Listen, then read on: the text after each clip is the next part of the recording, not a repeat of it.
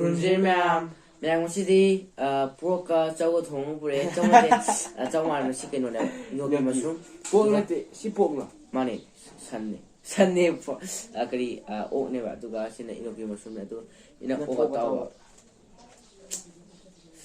ꯇꯥꯔꯦ ꯃꯅꯝ ꯅꯨꯡꯁꯤꯌꯦ ꯑꯗꯨꯒ ꯁꯤꯅ ꯒ꯭ꯔꯦꯚꯤ ꯁꯤ ꯂꯩꯔꯦ ꯀꯣꯕꯤ ꯑꯩꯈꯣꯏ ꯃꯃꯥꯡꯗꯩ ꯈꯔ ꯄꯥꯔꯝꯃꯦ ꯑꯗꯨꯝ ꯌꯥꯔꯦ ꯑꯗꯣ ꯉꯁꯤꯒꯤꯁꯦ ꯂꯣꯏꯔꯦ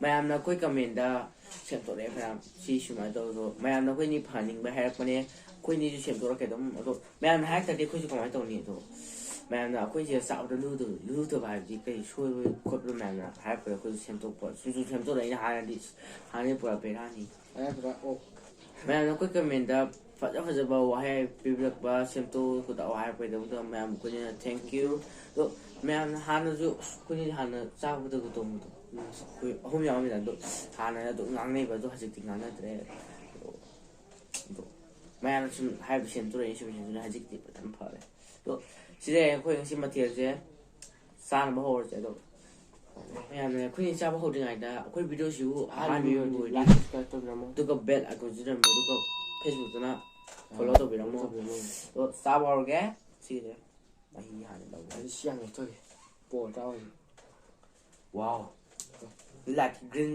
ꯃꯅꯤꯡꯁꯦ ꯑꯩꯒꯤ ꯅꯪ ꯁꯤ ꯁꯨꯃꯥꯏꯅ ꯇꯧꯔ ꯁꯤ ꯍꯣꯔꯦꯟ ꯃꯅꯤꯡ ꯊꯝꯕꯗꯀꯣ ꯃꯨꯊꯔꯒ ꯚꯤꯗꯤꯑꯣ ꯌꯥꯝ ꯆꯥꯕ ꯍꯧꯔꯒꯦ ꯁꯤ ꯊꯝꯒꯦ ꯑꯗꯨ ꯄꯤꯁ ꯑꯃ ꯂꯧꯊꯒꯦ ꯌꯥꯝ ꯆꯥꯕ ꯍꯧꯔꯦ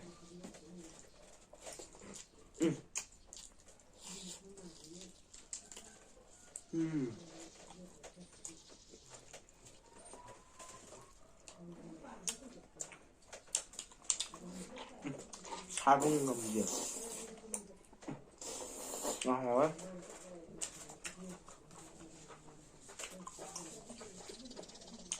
아, 한번 잘 나와 이제 보고 나오네.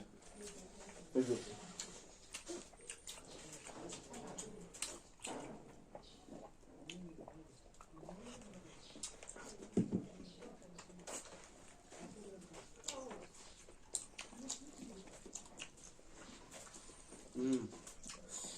난 이렇게 시력 기점을 나와야 되는 한데.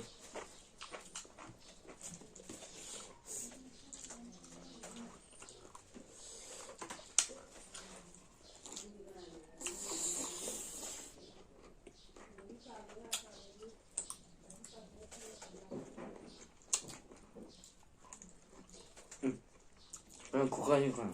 원래 아무시 빅 마주냐 시시 플러스.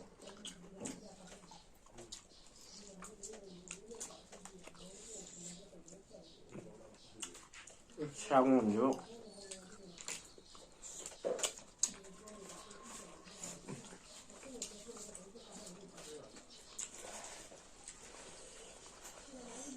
이렇게.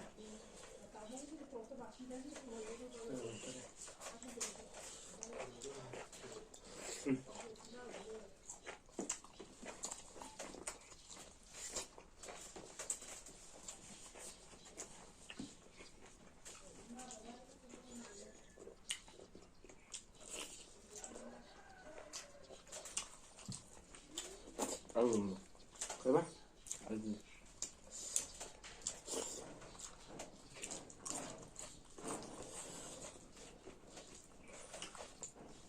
Cuối cùng sẽ một trò chuyện tự giao đàn. 可以。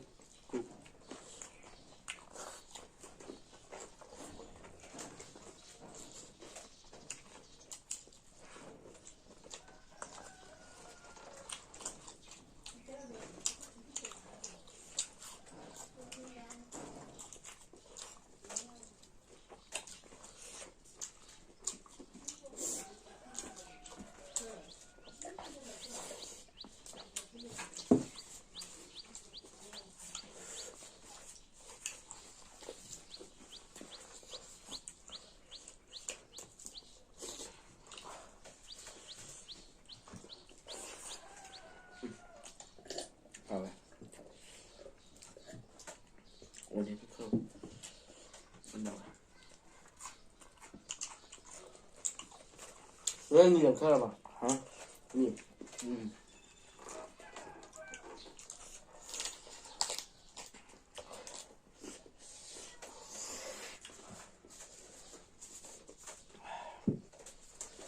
Hỏi em chứ nào.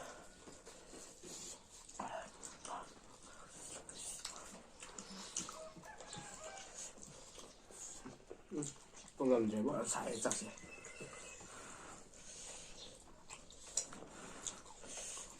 Cái đâu này. Xin lỗi.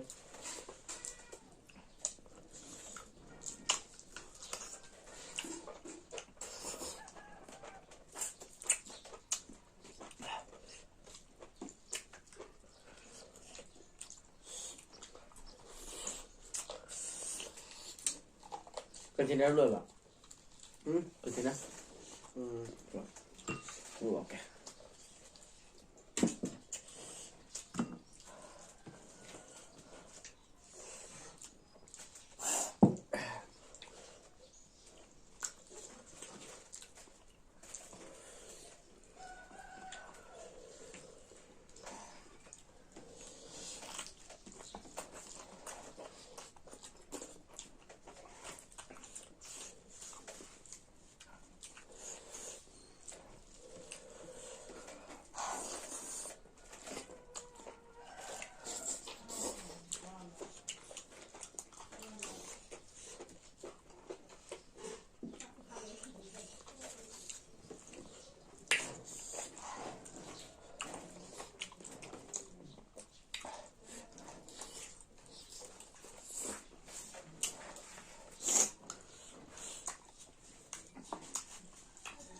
Mình cặp có lưỡi cay chài chứ. Mình cặp trâu gì bây giờ? Tận đi vào.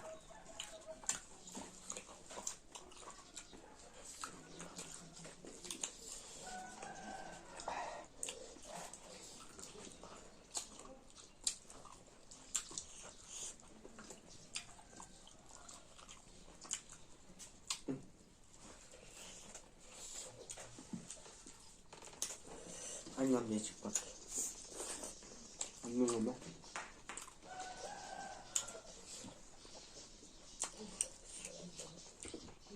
Saya selalu penuh. Harga mana tu yang Em sai em vậy. Cái trâu gì? tuy nhiên cái quỳ như vậy. Thế bác? Ăn không mà đi gần tôi chẳng đi. Cái tôi chậm này là tôi sẽ đi cái tàu nữa quả. Cần ra rồi nhé mà.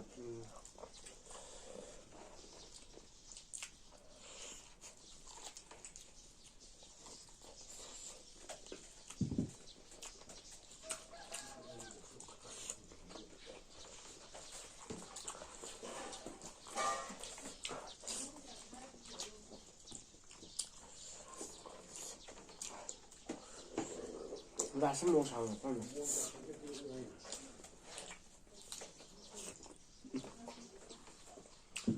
Thì con thuần xài. Cái bác? Con xài rồi. ꯀꯩꯗꯧꯁꯦ ꯚꯥꯏ ꯑꯗꯩ summer ꯃꯇꯝ ꯐꯖꯅ ꯁꯥꯔꯕ ꯀꯤꯂꯣꯗ ꯇꯨꯔꯦꯟꯗ ꯆꯣꯡꯊꯔꯁꯦ ꯈꯪꯗꯦ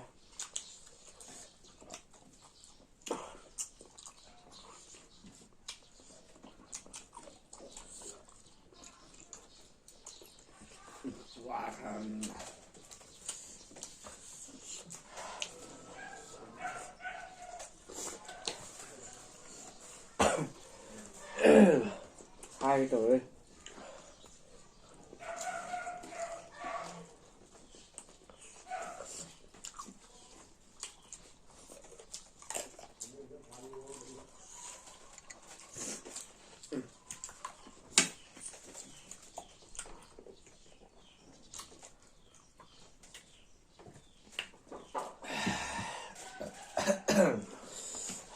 ꯀꯩꯗꯧꯒꯦ ꯆꯥ ꯍꯥꯏꯔꯛꯀꯦ ꯇꯧꯔꯤꯅꯦ ꯌꯨꯝ ꯆꯤꯛꯄꯗ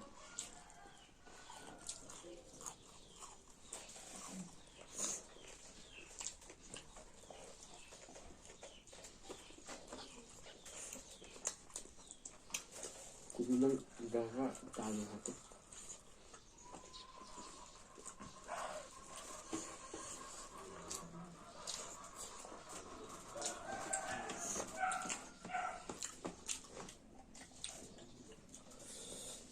ꯅꯪꯅ ꯂꯥꯎꯒꯩ ꯊꯣꯡꯕꯗꯣ ꯃꯍꯤꯗꯣ ꯌꯥꯎꯗ꯭ꯔꯦ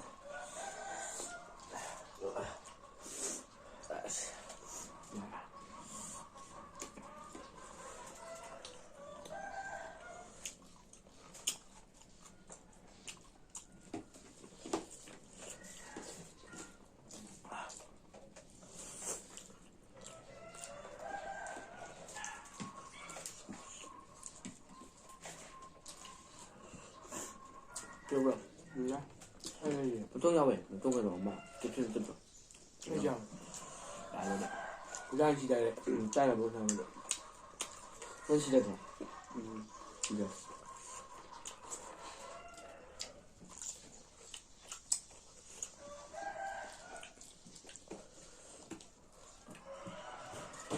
한 짱왕 될 수도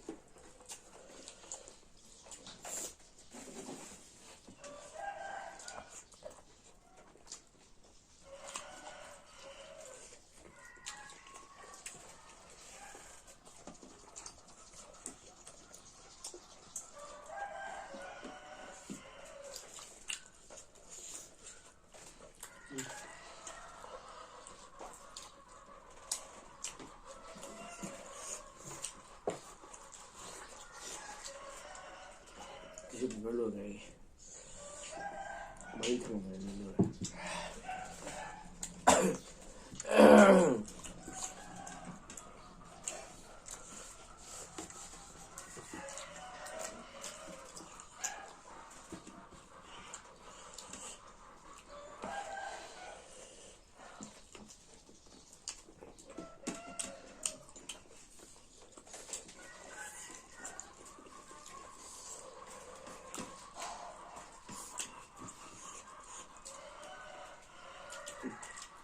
와.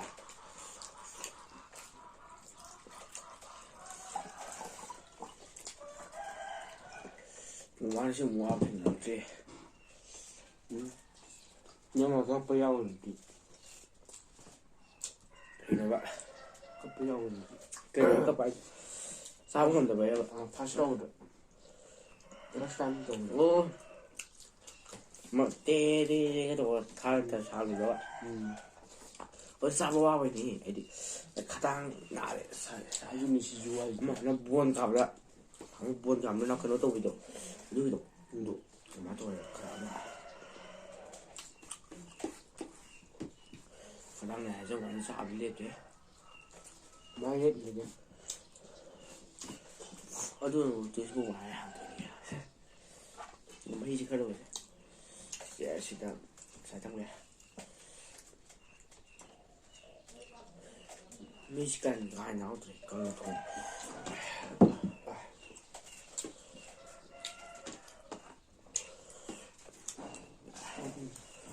근데 때문에 집에 가라고 집에 가.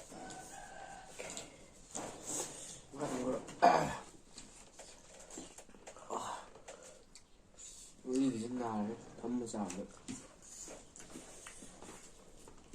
ꯅꯪ ꯇꯧ ꯆꯤꯂꯦꯟꯖ ꯇꯧꯒꯗꯕ ꯁꯨꯃꯥꯏꯅ ꯐꯝꯖ ꯆꯥꯏꯗꯅ ꯅꯨꯃꯤꯠ 5 ꯀꯩꯅꯣꯅ ꯍꯧꯖꯤꯛ ꯍꯪꯒꯠꯂꯒ ꯌꯦꯡꯒꯗꯕ ꯋꯦꯠꯁꯦ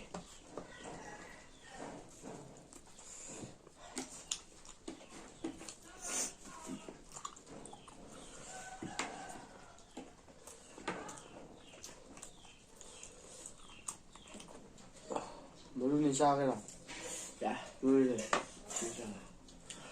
ꯆꯥ ꯃꯔꯨ ꯆꯥꯏꯗ 와 또 짜링이 워터 미리리 네네 ꯆꯥꯛꯁꯨ ꯌꯥꯝꯃꯦ ꯂꯣꯏ ꯂꯣꯏꯔꯦꯕ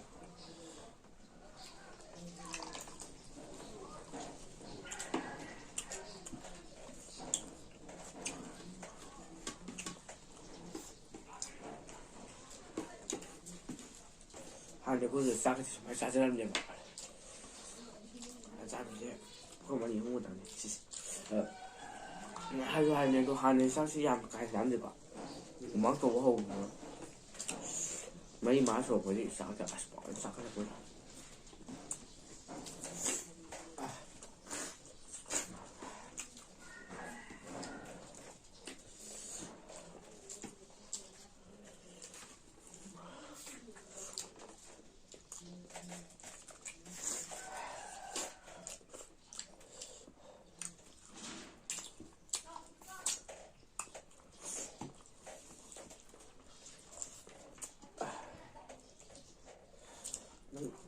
저는如果 가이가 지금 마음다 예술이 없는데 어디가